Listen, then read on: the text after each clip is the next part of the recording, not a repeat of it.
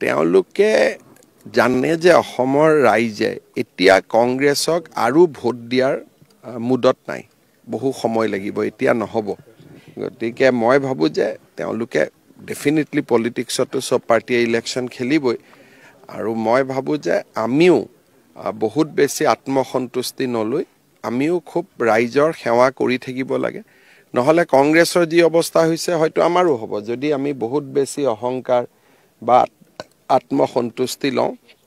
সেইকাৰণে মই বিজেপিৰ নিৰ্বাচিত পঞ্চায়তৰ প্ৰতিনিধিসকল, বিধায়ক, সংসদ সকলোকে এটাই অনুৰোধ কৰিম যে এটা ইলেকশ্যনত জিকিলে ৰাইজৰ মৰম, যেতিয়া ৰাইজে আমাক মৰম দিয়ে তেতিয়া ৰাইজৰ আশা আকাংক্ষাও বাঢ়ে।